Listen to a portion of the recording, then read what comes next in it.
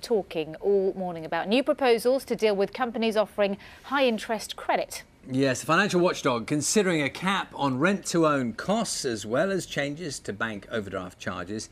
We're joined now from Los Angeles by the actor and campaigner Michael Sheen. Very good morning to you, Michael. Thank you very much for your time. It's probably worth explaining to people who don't quite understand, what your interest in this is. It's an area you've campaigned quite a bit on in the past, isn't it? Yeah, about a year and a half ago now, I started by founding an alliance. We call it the End High Cost Credit Alliance, which we launched officially earlier this year, where I've brought together lots of different organizations, regulators, funders, responsible finance alternatives, think tanks, all together to work together to try and get a fairer deal for the people who need it. So I've been working on this for a little while now. Now, I know you have very kindly stayed up late for us in America, and you have had a chance to look through some of these recommendations that have been put forward as these proposals. I just wonder what you make of what you're hearing. Have they gone far enough, do you think? Well, I think it's a mixture of reactions that I'm starting to get from our alliance members already. I think, first and foremost, it's a positive step forward. It's great that there's a commitment from the FCA to look at putting a cap in for things like rent-to-own, which is great, and a few other of the proposals. I think there's some frustration that things haven't gone further already. But, listening to Chris Woolard from the FCA earlier on today on your program, I think it's absolutely right that it has to be very careful before a cap is put in so that people who are already financially vulnerable don't suffer more.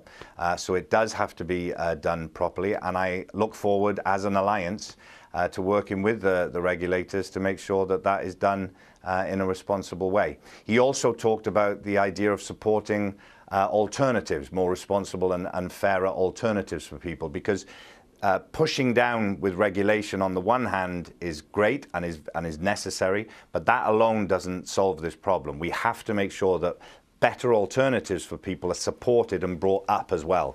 So one without the other is just going to cause problems. Well, talk us a little bit more about that, because those alternatives, we are precisely talking about people who don't have alternatives. That's why they end up in these places, isn't it? They can't go to traditional lenders. So when you talk about alternatives, what are the possibilities? What are those areas? Well, there's alternatives like credit unions for a start, which I think people, a lot of people are aware of. So there's credit unions that are out there already. And then there are things that, again, Chris mentioned, CFIs, so not-for-profit, more responsible, fair funding alternatives to credit. The problem with these companies is that they're very small and people don't know about them. They don't have the kind of marketing budgets of the big companies that people do hear about. So what we've got to try and do is give those companies the support that they need to be able to go up to scale, to be able to fight against and compete against these other companies. So there are companies out there that are alternatives to the likes of Bright House, like Fair For You, which are just online. There are things like Moneyline and Five Lamps and Places for People and Scott Cash up in Scotland. So these companies are out there, but we've got to do better at signposting and directing people towards them, so and make sure that they have the level and fairer playing field to be able to compete against these other companies, and that's really, really important. So I welcome the fact that that the FCA is looking at bringing a cap in on rent-to-own in 2019. They're looking at April in 2019. So we've got to work now to make sure that those alternatives are there so that cap can do its work. And as people are moved away from those more exploitative high-cost credit companies, there is something there to be able to provide the service to them, because obviously the demand is there and the supply has to be met. Yes, Michael, we've talked quite a bit about the process, and the FCA have made that point. They have to go through this process, and that inevitably leads to frustration, doesn't it? Because there are people watching us this morning, listening to you, who will still be charged an enormous amount for something that shouldn't cost so much. Though the agony of that goes on for those people, and these time delays are hugely frustrating. Do you think the time it's taking to get onto this issue is sort of testament to the fact that, in a way, we don't care enough about the people on the margins. You know, there's an awful lot of effort goes into other issues around bank regulation or whatever. Just not enough attention has gone, possibly, to the areas that need it most, where people are being exploited.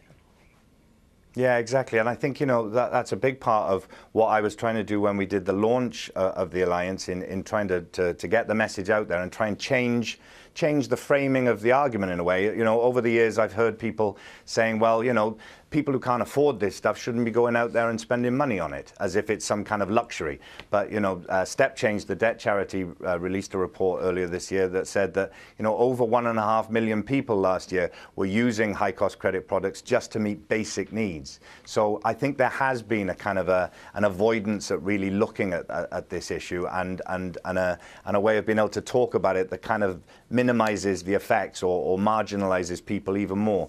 But I think it's becoming a bigger and bigger problem. You know, I started to see it amongst my family members and friends.